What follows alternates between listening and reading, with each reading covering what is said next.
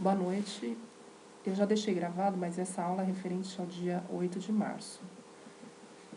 Então, vocês fizeram na aula passada o modelo zero, cada um fez um modelo livre, e a ideia foi aprender as principais ferramentas do ProModel, e aí cada um fez um modelo bem básico. Então, o modelo da aula de hoje é o modelo 1, que você já tem disponível. Ele é bem simples, não é nada muito mais complexo do que o modelo que vocês fizeram na aula passada. Só que a ideia é implementar passo a passo e depois fazer uma análise com relação a custos. Então, abram o modelo 1. Vamos ler juntos para que vocês possam fazer passo a passo. Então, é um modelo de análise de investimento. Você quer iniciar um novo negócio e vai fabricar 2 tipos de produto. Na verdade, um produto passa por 2 operações, né? Então, primeiro ele vai passar pela máquina A. Aqui, eventualmente, a gente está chamando de máquina A, mas vocês poderiam chamar de qualquer outro nome. Então, é um produto que passa por 2 operações. Então, primeiro ele passa pela máquina A e ele dá aqui a melhor distribuição que representa esse processo. Então, a melhor distribuição é a distribuição uniforme, que tem média 10, desvio padrão 2.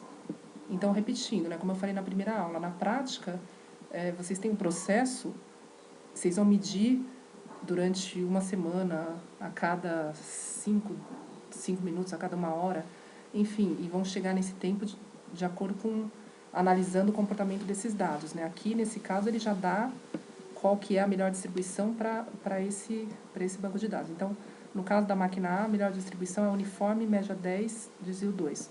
No caso da máquina B, também é uniforme, só que a média é 12 e desvio padrão 3. Depois ele dá aqui os dados referentes ao fornecedor. Então, a matéria-prima, ela vem de um fornecedor que entrega lotes de 1 peça por vez. Tá? Então, o tamanho do lote é 1. E a chegada dessa matéria-prima na linha de produção pode ser representada por uma distribuição exponencial 9. Então, depois eu vou mostrar onde que a gente vai colocar essas informações. É lá na chegada, os dados referentes ao fornecedor. Depois ele dá os dados de quantidade de máquinas, o custo de cada máquina. Então, a máquina A, cada máquina A que vocês adquirirem, o custo é de R$500. Cada máquina B, R$700. Só que tem um custo também de estoque. Então, esse custo é de R$100. O que ele está querendo nesse modelo, né? Quanto mais máquinas a gente colocar, menor vai ser o nível de estoque. Só que vocês vão calcular, né, vão balancear, tentar chegar na melhor combinação, de forma que o custo total das máquinas e estoque seja o menor possível. Eu vou explicar mais para frente. Vocês também vão ter que colocar essa informação aqui. Qualquer deslocamento dessa matéria-prima de qualquer máquina para qualquer estoque leva 0,2 minutos. Isso vai ser feito pelo comando move for 0,2. Então, ele dá uma outra informação também, que o lote é de 100 peças. Então, o que ele pergunta aqui? Qual que é o menor investimento possível? E como deve ser a fábrica para cada uma dessas situações? Então, vocês vão analisar com base nesses custos que foram dados aqui no enunciado. Então, vamos abrir o ProModel e eu não vou fazer tudo, porque senão vai ficar muito fácil para vocês, mas eu vou direcionar e aí cada um cria o modelo no ProModel. Então, são 2 partes.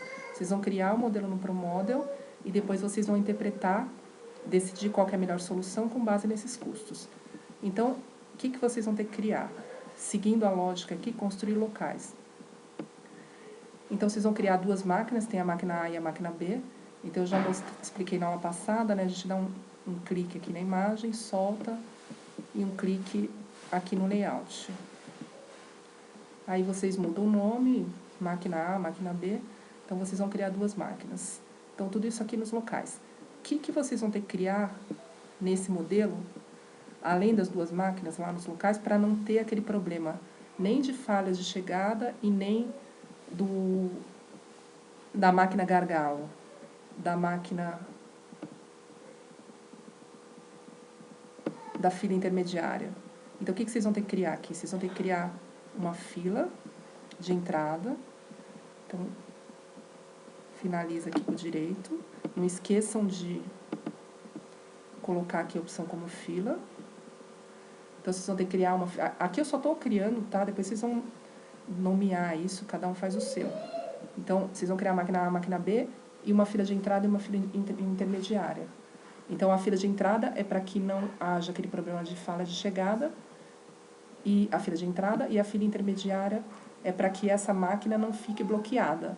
Senão a peça está pronta, só que ela não tem, como não tem onde esperar, essa máquina fica bloqueada. Então, qualquer modelo a gente vai criar sempre uma fila de entrada e uma fila intermediária. Nunca esqueçam de dar o duplo clique, porque senão ele considera como capacidade finita e continua dando erro. Quem não quiser criar fila, pode criar também um estoque. Ou um estoque de entrada. Aqui vai chamar estoque de entrada, só que não esqueçam de colocar uma capacidade alta para não dar o problema de falha de chegada. E a mesma coisa aqui para não ter bloqueio da máquina A. Então, quem criar um estoque intermediário aqui vai colocar uma capacidade alta para que não tenha bloqueio da primeira máquina. Então, vocês vão criar aqui, nos locais, as duas máquinas e as duas filas. A entidade aqui é fácil, né? Vocês vão criar só uma matéria-prima. Cada um vai dar um nome qualquer. Por enquanto, a gente não vai usar nem rede de caminhos, nem recurso. E aí, vocês vão definir o processo. O processo nesse modelo é bem simples. Para quem já fez o modelo 0, não tem nada diferente, né? Então, é a mesma lógica, né? Então, ele vem na fila de entrada.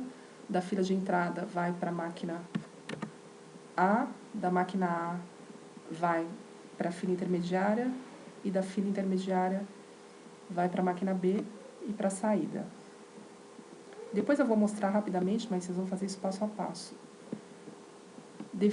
Definir o processo. Ah, tem outra informação aqui importante no processo, né? Vocês vão ter que colocar os dados referente aos tempos de processamento em cada máquina.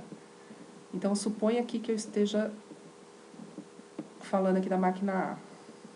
Vocês vão colocar aqui a operação. Então, a gente poderia simplesmente escrever aqui, tem que ser wait, né? Demora, espera, a distribuição uniforme, com média 10, desvio 2. Isso para quem já sabe decorar. Quem não sabe, dá um duplo clique aqui, vem no martelinho, seleciona o wait, duplo clique. Qual que é função de distribuição primeiro? Qual que é a distribuição? Uniforme. Agora sim, a média 10 e 2. Média 10. Desvio, aqui o intervalo 2. Retornar e colar. Tá? Então, vocês podem fazer dessas duas formas. Ou escreve direto, ou dá um duplo clique, exatamente como eu coloquei aqui. E, por fim, as informações referentes à chegada. Que informações que vocês precisam? Aonde vai chegar essa matéria-prima? Ela vai chegar na fila de entrada. Então, vocês vão especificar aqui. Qual que é a quantidade? Ele fala no enunciado que chega uma peça por vez. O tamanho do lote é 1. Quantas vezes que isso vai se repetir? Quantas peças vão chegar no total? 100 peças. E qual que é a frequência entre um lote e outro? Vamos supor que começou às 8 horas da manhã. Então, primeiro chegou uma peça às 8 horas. Depois de um determinado intervalo, que é o que foi especificado aqui, vai chegar um outro lote. Na verdade, é só uma peça, né? Vai chegar mais uma peça. Isso vai se repetir por 100 vezes. Mas o intervalo entre um lote e outro é uma distribuição exponencial 9. Então, dá um duplo clique aqui. Aqui ele não tá deixando eu cliquei com o botão direito. Função distribuição exponencial 9. Retornar e colar. Ao invés de fazer dessa forma, eu poderia simplesmente ter escrito E9. Só que é muito comum, quem escreve, às vezes, acaba colocando aqui ESP. Está errado, tá? O exponencial é só o E, por isso que pode dar uma diferença de um para o outro. Então, é E9. Reparem que lá no processo a gente escreve a função wait, espera. Nesse caso, na chegada não coloca. Tá? Então, tem essa diferença do processo para a chegada. Tá? Então, esse é o modelo 1. Ele é bem simples. Então, vocês vão implementar e depois fazer a análise.